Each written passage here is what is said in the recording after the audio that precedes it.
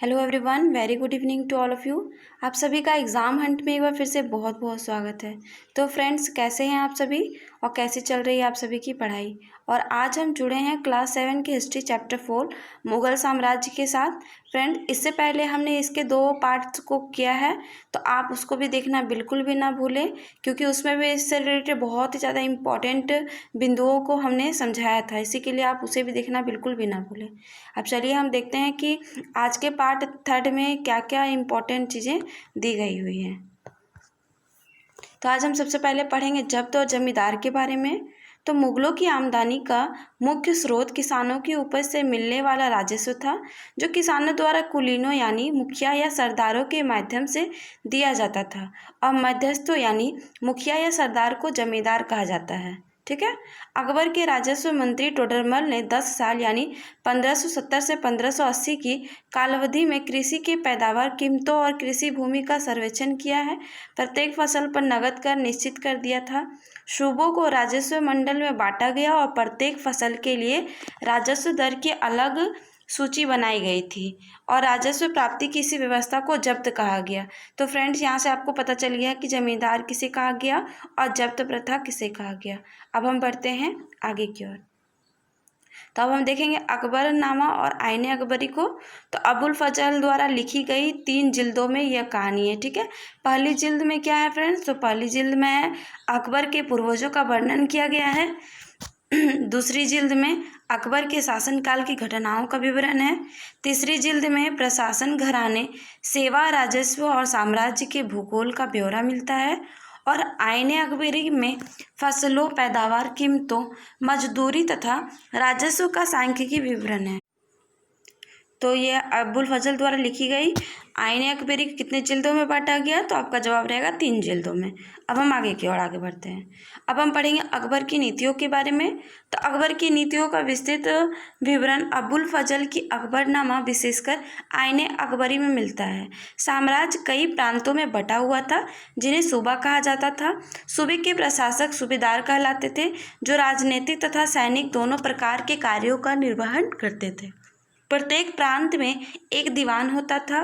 कानून और व्यवस्था बनाए रखने के लिए सूबेदार को बख्शी यानी सैनिक वेतन अधिकारी, सदर यानी धार्मिक कार्यों का मंत्री, फौजदार यानी सेना नायक और कोतवाल यानी नगर का पुलिस अधिकारी का सहयोग प्राप्त था। ठीक है फ्रेंड्स, अब हम आगे क्यों बढ़ते हैं। तो अकबर ने अबुल फजल की मदद से सुलह-ए-कुल यानी सर्वत्र शांति के विचार को अपनाया। कि इसने किसके विचार को अपनाया? तो सुलह-ए-कुल की नीति को अपनाया। और इसका केंद्र क्या था? तो इसका केंद्र बिंदु सच्चाई, न्याय और शांति पर बल था। उसने इसी पर आधारित सभी धर्मों का समान आदर करने वाली शासन दृष्टि को अपनाया था। ठीक है। अब हम पढ़ेंगे 17वीं शताब्दी में और इसके पश्चात मुगल साम्राज्य।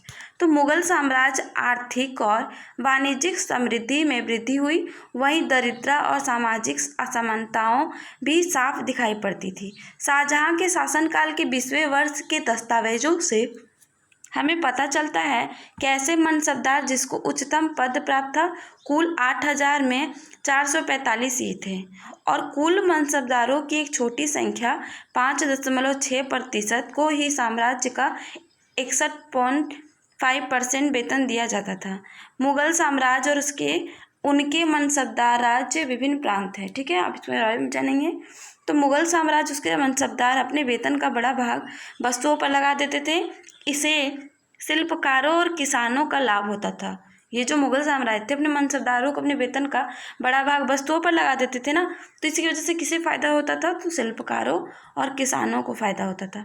परंतु राजस्व का भार अधिक होने से प्राथमिक उत्पादकों से के पास से बहुत कम बचता था, यानी जो किसान और शिल्पकार हैं, इनके पास से बहुत कम बचता था।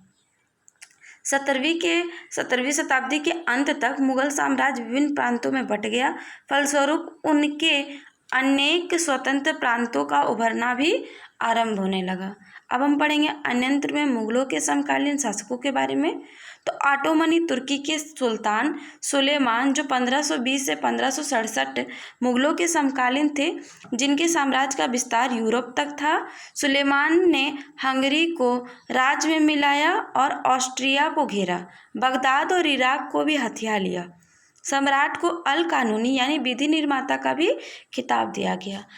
अकबर के समकालीन शासक के बारे में भी जान ले तो अकबर के समकालीन शासक में थे इंग्लैंड की रानी एलिजाबेथ 1558 से 1603 तक, ईरान के सफाविद शासक शाह अब्बास 1588 से 1629 तक, रूसी शासक जार इवान चतुर्थ बेसिलियाविच जो थे कब से तो 1530 से 1584 तक। तो फ्रेंड आज की सीरीज में ये क्लास 4 का पूरा चैप्टर समाप्त होता है। अब कल हम जुड़ेंगे आगे के चैप्टर के साथ। तो अगर आपको आज की ये वीडियो अच्छी लगी है तो वीडियो को लाइक करें, कमेंट करें, दोस्तों के साथ ज़्यादा से ज़्यादा शेयर करें और अगर आप नए लर्नर्स तो चैनल को सब्सक्राइब करें, बेल आइकन को प्रेस करें। इससे आपको आगे आने वाली वीडियो की नोटिफिकेशन टाइम पर मिल जाएगी। और अगर आपने अभी तक हमारे टेलीग्राम, फेसबुक, इंस्टाग्राम पेज को फॉलो नहीं किया है तो इन्हें फॉलो करने के लिए इनकी लिंक आपको डिस्क्रिप्शन बॉक्स में प्रोवाइड करा दी जाएगी फ्रेंड्स, जहां से आप इन जगहों से जुड़ सकते हैं। तो आपका हमारे साथ बने रहने के लिए बहुत बहुत धन्यवाद। Thank you friends, thank you for watching.